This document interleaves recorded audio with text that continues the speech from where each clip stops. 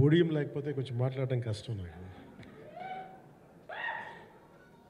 అంటే ఎలా ఉందంటే నగ్నంగా ఉన్నట్టు ఉంది పోడియం లేకపోతే. కొంచెం అందరూ మీరు దయచేసి వస్తే మీ హ్యావ్ ఇంట్రాక్షన్. అంటే నా జీవితంలో మొట్టమొదటిసారిగా అంటే ఎప్పుడు చేశాను ఇంత నాకు పొలిటికల్ ఇంటరాక్షన్ చేశాను కానీ మీడియా మిత్రులతోటి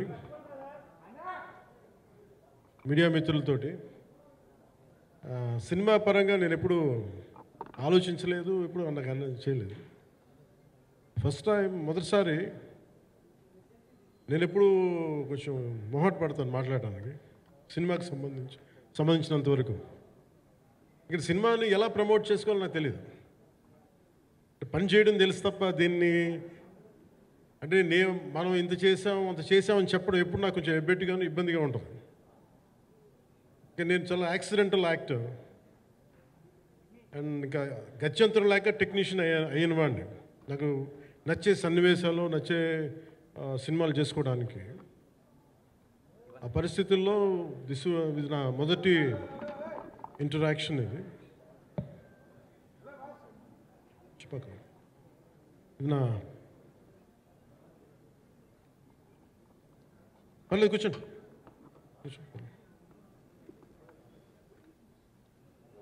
రథం గారు వస్తారు. అంటే ఇదంతా చేయడానికి మీడియా మాట్లాడడానికి ఇదేదో నాకు పొగరు అహంకారం ఏం కాదు. సినిమా గురించి నాకు చెప్పుకోవడం ఎబ్బెట్టుకోవడం, ఏం మాట్లాడాలో తెలియక చెప్తే ఎక్కువైపోద్దా చెప్తే తక్కువ అయిపోద్దా అని. కానీ ఈ పర్టికులర్ ప్రెస్ మీట్ ఎందుకు పెట్టానంటే ఏం రత్నం గారి కోసం పెట్టాను. అంటే సినిమా బతకాలి అంటే ఈవినింగ్ ఆడియో ఫంక్షన్ పెట్టుకొని మళ్ళీ ప్రెస్ మీట్ దేనికంటే మళ్ళీ నాకు మీతో ఇంటరాక్ట్ అయ్యే అవసరం ఫంక్షన్ తర్వాత ఉండకపోవచ్చేమో అని చెప్పేసి అదొకటి మేజర్ ఒక ఇది కన్సర్న్. అదొకటి అంటే రత్నం గారు అంటే ఈవినింగ్ చెప్దాం అనుకున్నా, బట్ స్టిల్ ఇప్పుడే చెప్పేస్తున్నాను ఈ మాట. త్రివిక్రమ్ గారు రాసిన ఒక డైలాగు అజ్ఞాతవాసిలో ఒక చిన్నపాటి సౌకర్యం కోసం ఇక్కడ మీరు కూర్చున్న ఒక చిన్నపాటి కుర్చీ కోసం ఒక యుద్ధమే చేయాల్సి వస్తుంది. అలాంటిది ఒక సినిమాని చేయడం అంటే ఎన్నిసార్లు మినీ యుద్ధాలు చేయాలి, ఆర్థికంగా కావచ్చు క్రియేటివ్గా కావచ్చు వీటన్నిటికీ సంబంధించి. అలాంటిది నేను ఎప్పుడు కూడా సినిమాల్లోకి రాకముందు ఏం రత్నం గారు లాంటి వ్యక్తి నా ప్రొడ్యూసర్ అయితే బాగుండు అనుకున్నాను. భారతదేశానికి పాన్ ఇండియా సినిమాని ముఖ్యంగా రీజనల్ సినిమాని జాతీయ స్థాయిలో తీసుకెళ్ళిన వ్యక్తి ఆయన. తమిళ సినిమాని చాలా ఛాలెంజింగ్ తెలుగులో డబ్ చేసి దాన్ని స్ట్రైట్ సినిమాలతో సమానంగా ఆడేంత సత్తా చూపించిన వ్యక్తి. Film industry creative ability creative potentiality పెంచిన వ్యక్తి. ఈ సినిమా చాలా ఒడిదుడుకులు ఎదుర్కొంది, 2 కరోనా పరిస్థితులు ఎదుర్కొంది. అన్నిటికీ మధ్యలో సినిమా మన క్రియేటివ్గా కొంత ఇబ్బంది ఎదుర్కొంది. అల్టిమేట్ ఆబ్జెక్టివ్ సినిమా బాగా రావాలని, నేను ఎప్పుడు ఏం చేసినా సినిమా బాగా రావాలనుకుంటాను. ఈ సినిమా ప్రత్యేకించి ఆయన తపన చూసి నేను ముఖ్యంగా పొలిటికల్ ప్రాసెస్కి వెళ్ళిపోయిన తర్వాత పాలిటిక్స్కి వెళ్ళిపోయిన తర్వాత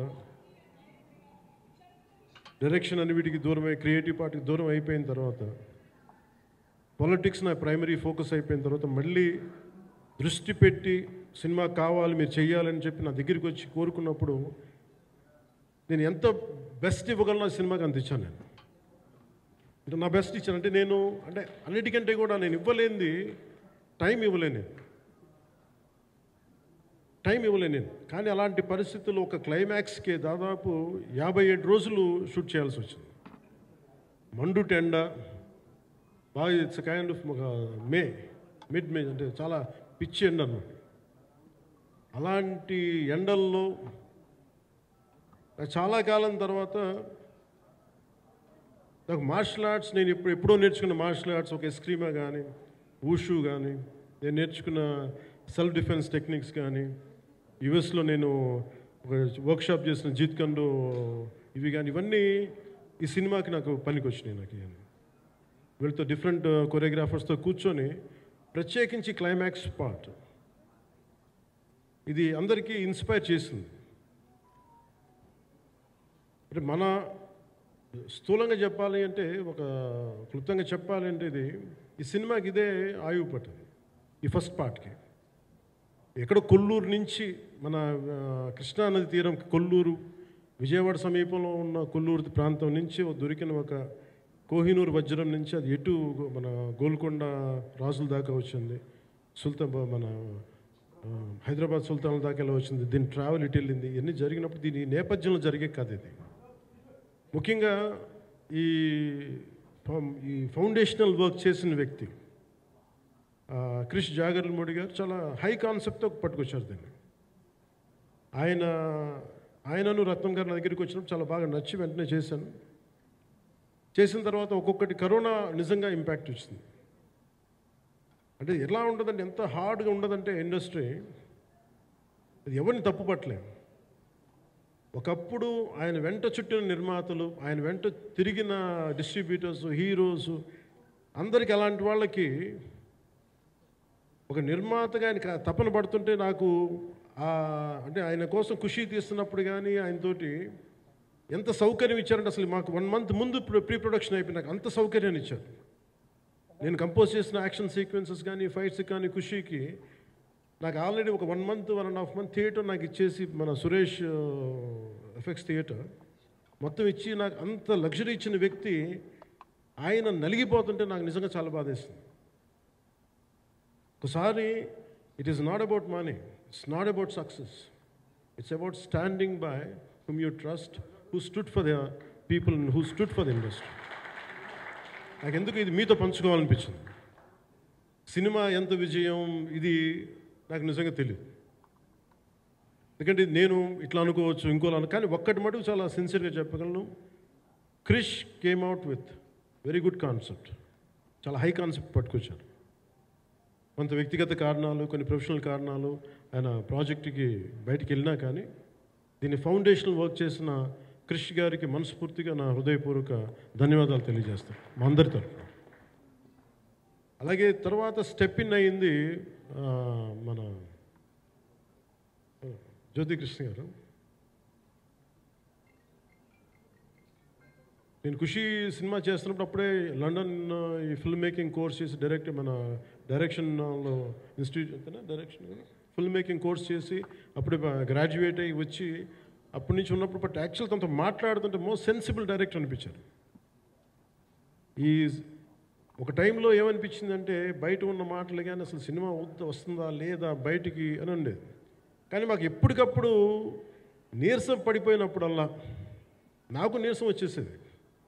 సినిమా అవుద్దా అవ్వదా అనుకున్నప్పుడల్లా దీనికి ప్రాణవాయువునిచ్చిన వ్యక్తి కీరవాణి గారు. ప్రతిసారి నేను వర్క్ చేసి నేను ఎందుకంటే సినిమా చివరి దాకా నేను నమ్మను. ఎప్పుడు నేను ఒక సినిమాని నేనేం నమ్ముతాను, చిన్నప్పటి నుంచి వెరీ ఫార్మేటివ్ ఇయర్స్లో నుంచి కూడా ఒక మంచి సినిమా గురించి నేను మాట్లాడక్కర్లా, రిలీజ్ అయితే బాగలేకపోతే ఎలాగ మాట్లాడక్కర్లా. అందుకే నేను ఎప్పుడు సినిమా క్వాలిటీ మీద దృష్టి పెడతాను తప్ప ఇంక మిగతా వాటి మీద మాట్లాడను. అందుకే నాకు ఎప్పుడు ఈ మాట్లాడటం అనే దాని మీద ఎప్పుడు దృష్టి పెట్టలేదు. కానీ ఫస్ట్ టైం ఈ సినిమాకి చాలా అవసరం అనిపించింది. ఎందుకంటే ఒక నిర్మాతలు కనుమరుగవుతున్న ఈ సమయంలో ఒక బలమైన సినిమా తీసి ఒడిదుడుకుల్ని తట్టుకోగలిగే ఒక నిర్మాత కనుమరుగవ్వకూడదు. ఆయన పక్కన ఏది ఉండాలో అండగా ఉండాలని చెప్పేసి నేను అన్నీ వదిలి, ఇంత బిజీ షెడ్యూల్స్ అన్నీ వదిలేసి, ఒకవైపు నన్ను నా ప్రత్యర్థులు తిడుతున్నా కానీ, సినిమాలకు వెళ్ళిపోయిన తిడుతున్నా కానీ, ఇదేంటంటే నాకు అన్నం పెట్టింది నాకు నా సినిమా పరిశ్రమ. అంటే ఇక్కడున్న మిత్రులందరూ కూడా చాలామందికి నేను ఇండివిజువల్ ఇంటర్వ్యూస్ ఇచ్చాను. నేను చాలాసార్లు నాగేంద్ర కానీ మీరు కానీ చాలామందికి, వీళ్ళందరూ చాలామందికి నేను వ్యక్తిగతంగా తెలుసు. కాకపోతే నాకంటే సినిమా అంటే నేను సినిమా గురించి ఎక్కువ చెప్పలేక ఎక్కువ మాట్లాడలేను. కానీ బట్ నాకు నిజంగా సినిమా మీద అపారమైన గౌరవం, సినిమా మీద అపారమైన ఆసక్తి, నాకు ప్రాణవాయువు. Story telling is a necessity for all each and every individual. Cinema అది మనకు కల్పిస్తుంది, సినిమా మనకి అలాంటి. కానీ ఈ సినిమా ప్రత్యేకించి చాలా ఛాలెంజింగ్ సర్కమ్స్టాన్సెస్లో, చాలా ఒడిదుడుకుల్లో, యాడ్వర్స్ కండిషన్స్లో కూడా మనస్ఫూర్తిగా దీన్ని ముందుకు తీసుకెళ్ళి, ఆర్థిక ఇబ్బందులు ఎన్ని వచ్చినా కానీ, అంటే నాకు పొలిటికల్గా పేరు ఉండొచ్చు, దేశవ్యాప్తంగా నేను తెలిసి ఉండొచ్చేమో, కానీ సినిమా పరంగా వచ్చేటప్పుడు నేను చాలా హీరోస్తో కంపేర్ చేస్తే వెరీ వాళ్ళందరికంటే చాలా తక్కువ నేను. సో దానికి ఉండే ఇబ్బందులు దానికి ఉంటాయి. మిగతా వాళ్ళకి బిజినెస్ అయినందుకు నాకు బిజినెస్ అవ్వదు, వాళ్ళకి వచ్చినందుకు నాకు రాకపోవచ్చు. ఎందుకంటే నా దృష్టి, నా కాంపిటేటివ్నెస్ ఎప్పుడు నేను సినిమాల మీద పెట్టలేదు. నేను ఇప్పుడు సొసైటీ పొలిటికల్ ప్రాసెస్ పెట్టాను, కానీ ఎప్పుడు సినిమా మీద నేను ఎంత ఉండాలని నేను ఎప్పుడు పెట్టలేదు. నేను ఎప్పుడు చాలాసార్లు మన నాగేంద్ర కానీ మిగతా మన సూపర్ హిట్ మన కీర్తిశేషులు బిఆర్ రాజు గారు చనిపోయారు, ఆయనకి ఇంటర్వ్యూస్లో కూడా ఉంటుంది. ఈ చిత్ర పరిశ్రమ చాలామంది హీరోస్ ఉంటారు, వాళ్ళలో నేను వన్ ఆఫ్ ది హీరో అంతే. నాది ఒక సంవత్సరంలో ఒక ఫ్రైడే, ఒక థర్స్డే రిలీజ్ అవుతుంది అంతే, అంతకుమించి తప్ప ఇది అందరి పరిశ్రమ, అందరూ రావాలి అలాంటిది నేను కోరుకునేవాడిని నేను. సో దాంట్లో భాగంగా రత్నం గారు లాంటి నిర్మాత బతికి ఉండాలి, రత్నం గారి నిర్మాతకి ఇబ్బందులు కలగకూడదని చెప్పి లాస్ట్ మినిట్లో ఇంక చూసిన తర్వాత I stepped in to it. నేను భుజాల మీదకి తీసుకున్నాను ఇది. క్లైమాక్స్ని ఎలా భుజాల మీదకి అంటే, ఎందుకంటే ముఖ్యంగా ఇక్కడ ఇది ఇంకొక బలమైన స్టార్ కాస్టింగ్ చాలా బాగా చేశారు ఆయన. ముఖ్యంగా బాబీ డియోల్ గారిని అంటే ఈరోజు చూస్తుంటే నాకు అదే అనిపించింది. ఈరోజు మన ప్రెస్ మీట్ కూడా నేను వచ్చాను. అందరూ ఎంత బిజీగా ఉన్నారు, కొన్ని రాత్రుల నుంచి నిద్రలేదు. మన మనోజ్ పరమహంస గారికి కానీ, రత్నం గారికి కానీ, జ్యోతి గారికి కానీ, పాపం ఈ సినిమా ప్రమోషన్ సింగిల్ హ్యాండెడ్గా పాపం నిధి అగర్వాల్ భుజాల మీద వేసుకొని నాకే బాధ అనిపించింది. పాపం ఒక అమ్మాయి తన కెరీర్ తను చూసుకోవాల్సిన అమ్మాయి కూర్చోబెట్టి నాకే సిగ్గు అనిపించింది. I have to truly appreciate you. అంటే చాలా పాపం అన్నీ వెళ్తూ ఉంటే నాకు ఇదేంటి సినిమాని అనాథలా వదిలేశారండి అనిపించింది. నాకేమనిపించింది, ఈ సినిమాకి ఎవరు అనాథలా వదలలేదు, నేను ఉన్నానని చెప్పడానికి వచ్చాను ఈరోజు. ఎందుకంటే నేను కోట్లాది మంది ప్రజలకి అండగా ఉండేవాడిని, దేశంలో ఉండే సమస్యలకి స్పందించేవాడిని. అలాంటిది తెలుగు సినిమాకి, నా సినిమాలకి మీకు తెలుసు గతంలో ఎన్నిసార్లు ఇబ్బందులు పెట్టారు. అదే మన ప్రభుత్వం అక్కడికి రాగానే వెంటనే సాధారణంగా హృదయ కవాటాలు తెరిచి మరి ఆహ్వానించాం. ఏ కృతజ్ఞత కూడా ఆశించలేదు. అంత చిత్ర పరిశ్రమను అంత గుండెల్లోకి తీసుకుంటాం. అలాగే దీనికి సంబంధించి అలాంటిది నా సినిమాని నేను ఎందుకు వదిలేస్తాను? ఎందుకంటే ఇది ఇంకో సినిమా కాదు. ఒక మేకప్ మ్యాన్గా ప్రారంభమయ్యి ఇంకో ప్రొడ్యూసరు, డబ్బులున్న ప్రొడ్యూసరు, పెద్ద జీవితాల నుంచి వచ్చిన ప్రొడ్యూసరే కాదు, చాలా చిన్న స్థాయి నుంచి, ఒక మేకప్ మ్యాన్ స్థాయి నుంచి బాయ్గా స్టార్ట్, అంటే చిన్నప్పటి అసిస్టెంట్గా స్టార్ట్ అయ్యి చాలామంది మన సీనియర్ దర్శకులందరి దగ్గర పనిచేసి అంచెలంచెలుగా ఎదిగి నిర్మాత అయ్యి, దర్శకుడయ్యి, స్క్రీన్ ప్లే రైటర్ అయ్యి, మీరు ఏమన్నానంటే ఆయన మౌనంగా ఉంటారు. ఎవరు ఎన్ని ఇబ్బందులు పెట్టినా మౌనంగా ఉంటారు. ఆయన మౌనం ఒకసారి నాకు విపరీత అసహనానికి గురి చేసేస్తుంది. మీరు ఏదైనా మాట్లాడాలంటే ఎవరు ఇబ్బందులు పెట్టి ఏం ఎదురు తిరగరు ఏంటంటే ఇలా అంటారు, ఏం చేయాలి. ఇంకా ఇలాంటి వ్యక్తికి ఆయన మౌనం నన్ను ఇలా రోడ్ల మీదకి వచ్చి మీ దగ్గరికి ముందుకు నుంచోబెట్టింది.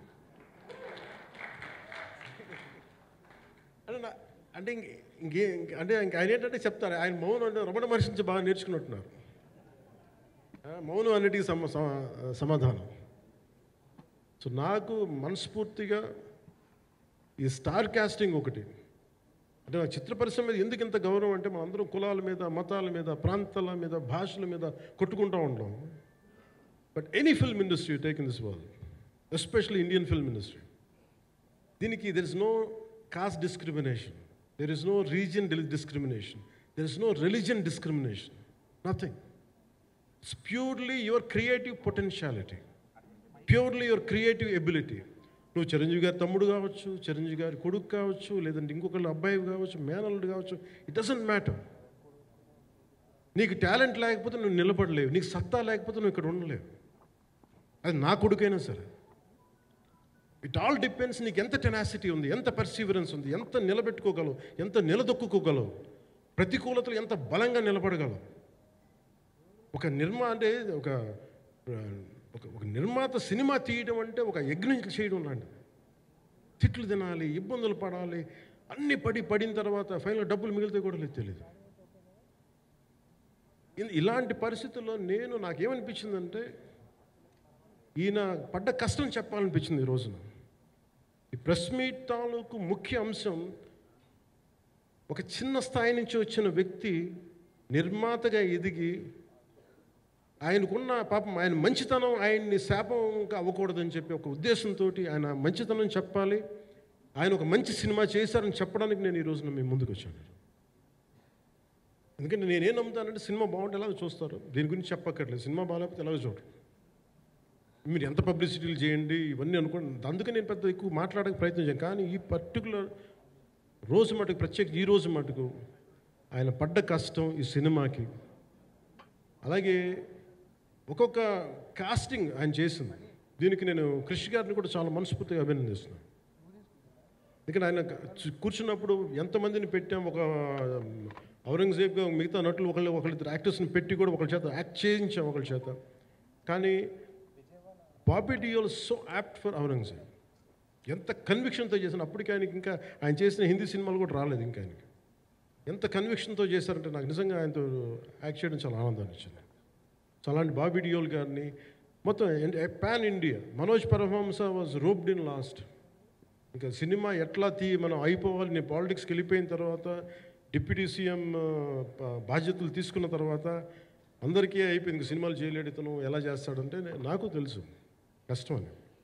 నేను ఎలా చేశాను ఈ సినిమా అంటే పొద్దున్న 2 గంటలు చేసాను బ్రేక్ఫాస్ట్ టైము, లేదంటే నా ఎక్సర్సైజ్ టైంని కొంచెం మిడ్ నైట్గో లేదంటే ఎర్లీ మార్నింగ్ 4 గంటలు పెట్టుకొని ఆ 2 గంటలు ఏమి దొరుకుతుందో ఆ 2 గంటలు ఇస్తే జ్యోతి, మనోజ్ గారు, మన రత్నం గారు వీళ్ళు కూర్చొని ప్లాన్ చేసి, అది కూడా నా ఆఫీస్కి, నా పార్టీ ఆఫీస్కి కూతవేటు దూరంలో ఉన్న ఒక మా స్నేహితులు ఒక వాళ్ళ గోడౌన్ ఉంటే అక్కడ కూర్చొని షూట్ చేసాం.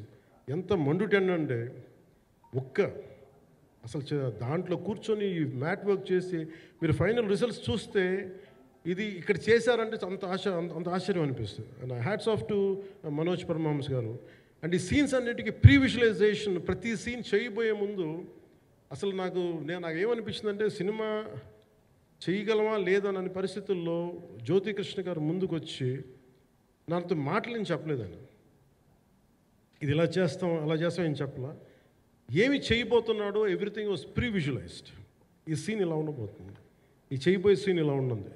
నాకు దాని మీద ఆత్మవిశ్వాసం కలిగింది. నాకు లేదు, ఒక సత్తా ఉన్న దర్శకుడు, తెలుగు చిత్ర పరిశ్రమకి సైజ్ తీయగలిగేవాడు, మంచి సాలిడ్ ఎడిటింగ్ సెన్స్ ఉన్నవాడు, మ్యూజికల్ సెన్స్ ఉన్నవాడు. అలాంటి వ్యక్తికి మనోజ్ పరమహంస గారు తోడారు. వీళ్ళిద్దరు కాంబినేషన్లో రత్నం గారి అనుభవంతో ఈ రోజున ఒక మంచి ప్రోడక్ట్ అయితే తీసుకొచ్చాం. ఇది ఎలా ఉంటుంది, ఎలా ఉండబోతుంది, ఎంత హిట్ అవుతుంది అనేది ఇది సంపూర్ణంగా ప్రజల చేతిలోనే ఉంటుంది. అది ఏ స్థాయిలో ఇది ఉంటుంది అనేది అది ప్రజలు చెప్పాల్సింది తప్ప అది నేను చెప్పుకునేది కాదు. బట్ నా వరకు నేను ప్రత్యేకించి నేను వ్యక్తిగతంగా చేసింది ఈ సినిమాకి అపార్ట్ ఫ్రమ్ యాక్టింగ్ కాంట్రిబ్యూషన్, నేను ఏ సినిమా చేసినా ప్రతి సన్నివేశంలోనూ ప్రతి సాంగ్ అండ్ డాన్స్లో కూడా కొన్నిసార్లు నేను చేయలేక, నేను ఒక రిలక్టెంట్ యాక్టర్లో ఎలాగో టెక్నీషియన్గా కూడా నాకేంటంటే సుస్వాగతం సినిమాలో నన్ను తీసుకెళ్ళి వైజాగ్లో బస్సు మీద ఎక్కించి డ్యాన్స్ చేయమన్నాను. చచ్చిపోయాను డ్యాన్స్ చేయలేక. ఇంకా మిగతా వాళ్ళకి ఎంత తేలికైన డ్యాన్స్ నాకు చేయాలంటే నేను గింజుకుపోయి నేను అనుకున్నాను ఈరోజు ఇంక సినిమాలు మానేస్తాను చెప్పి మా వదినికి ఫోన్ చేసి కూడా చెప్పాను, చాలా పర్యాలు చెప్పాను. అలాంటి అందుకని నాకేంటంటే సాంగ్ అండ్ డ్యాన్స్ కూడా నేను ఎలా చేయగలను దానికి అనుకుగా నేను ఎత్తుక్కుంటాను.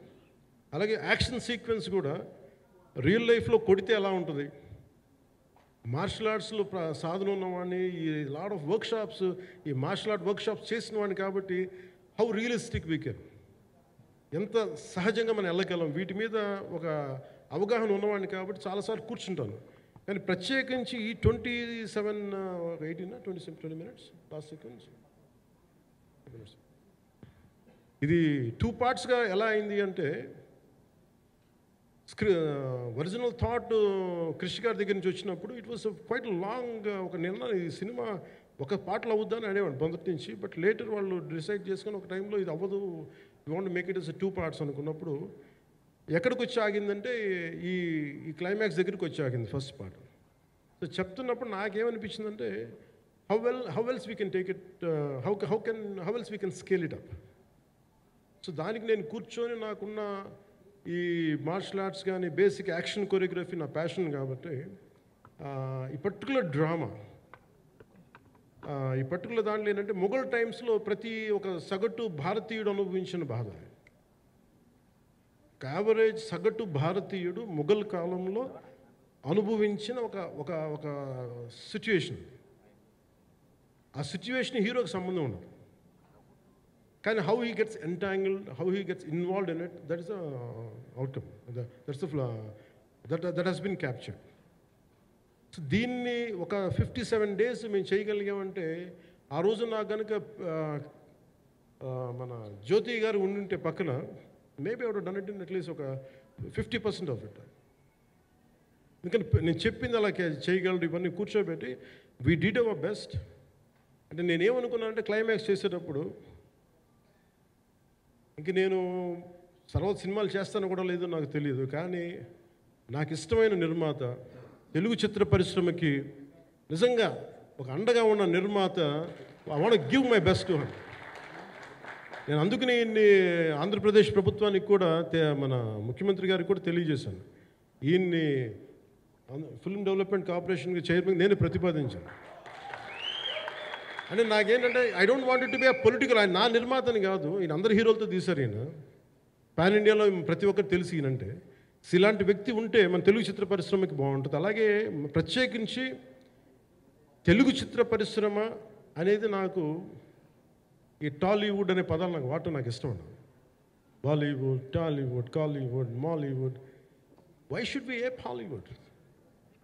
We have a greater story narrative ability మన దగ్గర ఉంది. We have a greater story telling ability. We don't have to ape Hollywood. We take the best practices of Hollywood, but not necessarily the name of Hollywood. వాళ్ళకున్న professionalism మనం నేర్చుకోవాలి, వాళ్ళకున్న commitment నేర్చుకోవాలి, వాళ్ళకున్న production designing ability మనం తీసుకురాగలగాలి.